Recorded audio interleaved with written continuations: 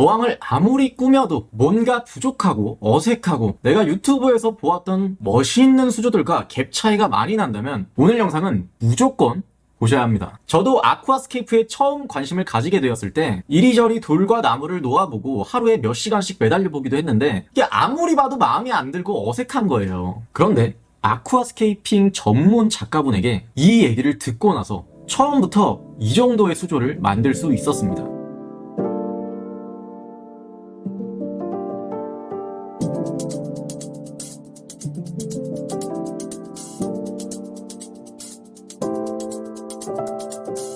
Always listen what they said, alright. Not to me, not to me. You're the mind being selfish, that's a lie. I'm still here, I'm still here. 우리가 아무리 수조를 꾸며도 아쉽고 정리가 안 된 느낌이 들죠. 그건 비율을 안 정하고 시작했기 때문입니다. 레이아웃을 배치할 때 기본이 되는 비율이 있는데 여러분들도 한 번쯤은 들어보셨을 거예요. 바로 황금비, 황금비율. 이 황금비는 사람의 눈이 가장 편안하게 느끼는 자연스러운 비율입니다. 수조 레이아웃뿐만 아니라 사진, 미술, 건축을 포함한 디자인 분야에서 이 비율의 기준으로 쓰이는데요. 디자인 분야뿐만 아니라 달팽이 껍데기, 태풍, 사람의 얼굴, 귀, 너무나도 우리에게 익숙하고 자연스럽기 때문에 내가 황금비를 몰라도 편안하게 느끼게 됩니다. 수조를 예시로 들면 이런 거죠.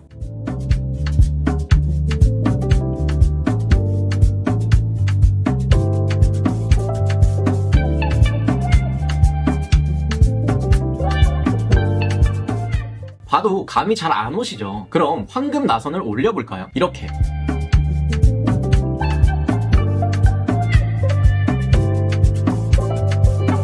Always listen what they said, alright. Not to me.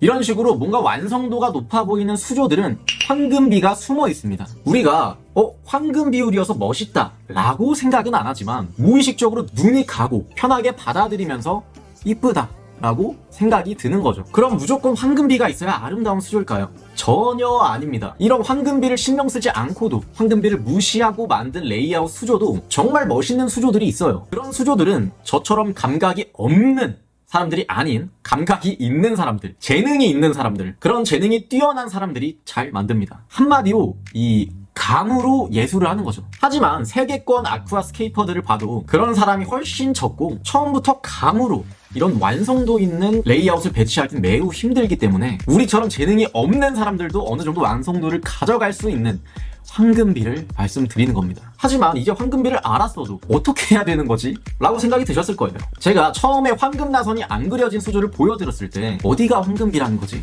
라는 생각이 든 것처럼 내 수조에 적용하려고 하면 오히려 황금비를 알기 전보다 더 막연하다는 생각이 듭니다. 그 이유는 우리도 모르게 황금비에 많이 노출이 되고 무의식적으로 아름답다, 편안하다 라고 생각을 했었는데 반대로 황금비를 의식하고 거기에 맞추어서 무언가를 만들어낸다는 거는 우리가 익숙치가 않기 때문에 너무나도 당연한 일입니다. 그럼 바로 적용할 수 있는 방법이 있어요.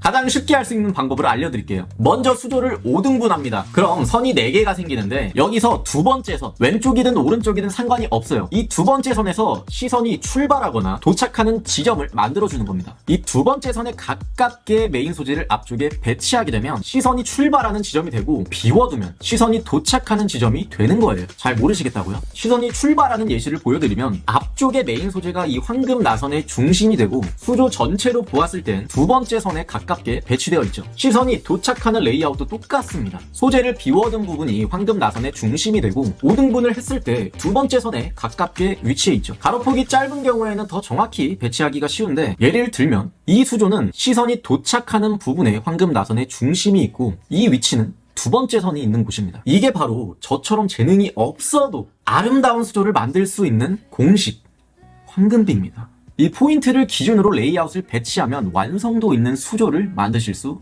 있을 거예요. 저도 제대로 수초항을 세팅해보기 전에 돌과 나무를 가져와서 이리저리 배치도 해보고 바닥재를 넣었다 뺐다 한번 집중하면 시간 가는 줄 모르고 어항 앞에 매달려 있었는데 그렇게 수없이 레이아웃을 수정하다 보면 지금 괜찮은데? 지금 이쁜데? 이런 생각이 갑자기 들 때가 있거든요. 그때는 왜 그런지 몰랐다가 조금 시간이 지나고 나선 아, 비대칭적인 게 이쁘구나. 그런 생각을 하게 됐고, 이후에 아쿠아스케이프 전문 작가분에게 이 황금비에 대해서 듣게 되었습니다. 아, 내가 말로만 듣던 황금 비율, 이 황금비가 이런 거였구나. 내가 비대칭이어서 이쁘다라고 단순하게 생각했던 게 황금비였구나. 이게 수조에도 적용이 되는구나. 저는 이 황금 비율, 이거를 어떤 예능 프로그램에서 미남 미녀 게스트가 출연하고 이쁘고 잘생긴 얼굴은 황금 비율을 가지고 있다, 이런 주제였는데, 그때 황금 비율을 처음 듣고 이후에 들어본 적도 없고 써먹을 일도 없었어요. 그런데 우연하게도 이 수조를 만지면서 그때 들었던 그 황금 비율이